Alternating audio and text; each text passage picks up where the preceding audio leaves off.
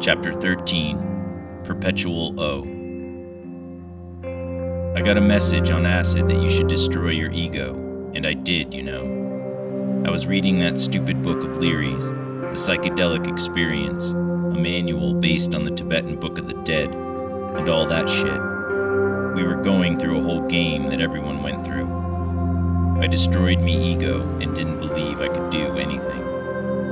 John Lennon.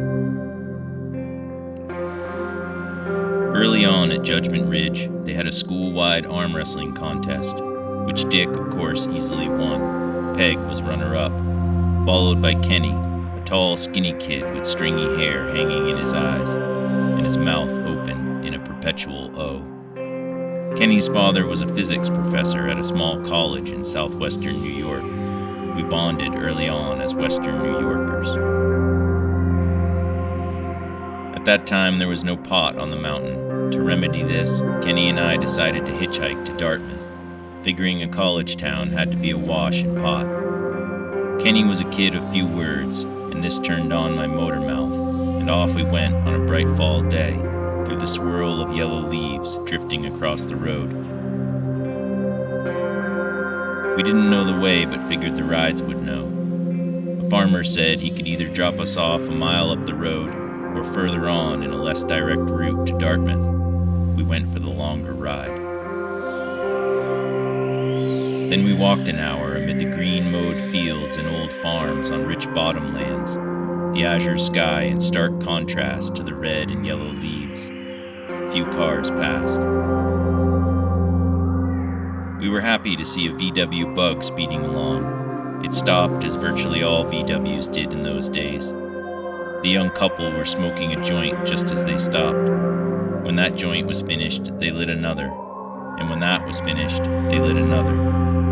Kenny's face was never very animate, but when he was stoned, it froze with eyes half open, mouth in an O, hidden under vines of stringy hair. The couple in front were having a joke that didn't include Kenny and me, but whatever it was, it involved driving really fast. He entered a corner laughing, pulled the wheel back and forth laughing. This turned the car suddenly sideways and it flipped. The car landed on the roof and all the glass broke. A box of laundry detergent burst open and filled the air with soap powder as the car flipped again. Kenny said, 2. We flipped again. Kenny said, 3. And again, and Kenny said, 4. And I looked at him and his face was absolutely unchanged. Eyes half open, mouth in an O. The only difference was his head was slightly scrunched down by the roof, and he was holding on to the front seat. Kenny counted to 10, and we then slid on the roof for about 100 feet. Now nobody was laughing. Our eyes were burning from the soap, but I could see gas dripping from the motor through the back window hole. I said, "Gas," and Kenny scrambled over my back to escape, pushing me into the broken glass with his feet. The couple and I got out more slowly. The driver was dazed and his girlfriend kept asking him if he was okay. He pushed her away, collected himself, stood at attention, and fell flat on his face, stiff as a board. She and I picked him up, and he again pushed us away, and again fell flat on his face. This time we forced him to sit at the edge of the road, nose bleeding. An old lady came from a house by the corner saying, "I've called the state police. I've told them they gotta fix this corner. This is the 3rd time this has happened." The guy kept saying he was fine. A car passed with a bunch of tow-haired kids gawking in the back.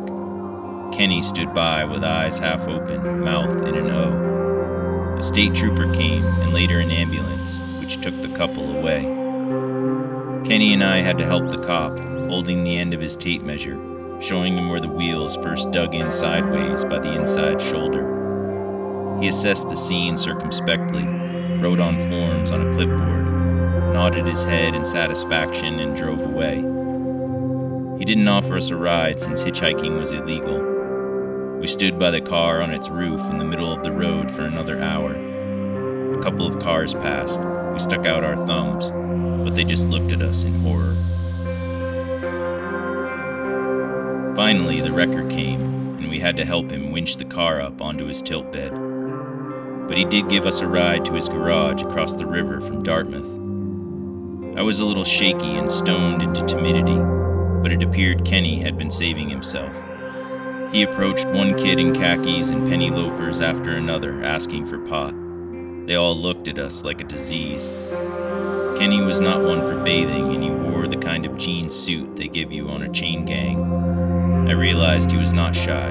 He was permanently stunned.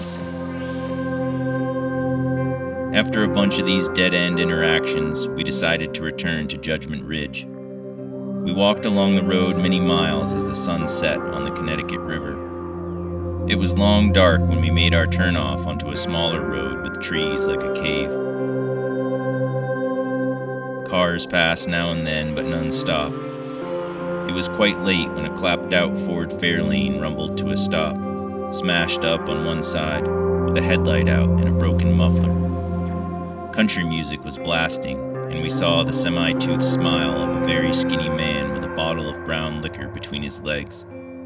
He offered us a swig, and we each took a polite sip as he shot a stream of gravel out the rear, regaining the pavement with a chirp. And he said, "Drinking and driving are off of my mind. Can't live with them, and that's all there is to it. Am I right, or am I right?" We clearly had nothing to contribute to this conversation, so he continued with stuff like, "She yells at me just because I don't take the dishes out of the sink when I take a piss." I was sitting in the front with him, and I never felt more like the son of a man who sometimes mistook himself for Edward VII. I laughed politely, never sure if I was supposed to be laughing at what might not be jokes. After so many hours walking, it seemed this maniacally speeding driver delivered us instantly to the base of Judgment Ridge. The dark uphill trudge felt like a long penance. We hadn't eaten anything all day, and we walked into the dark, empty lodge looking for food. One of the naive first-year teachers had tried to set up a lame fall festival, and the only food out was a tub with apples floating, meant for a bobbing ritual that never ended up happening. Kenny took an apple and said it tasted okay. I grabbed one and bit down hard on the winner's nickel and nicked my tooth. Kenny smiled and twisted his mouth slightly into a horizontal oval.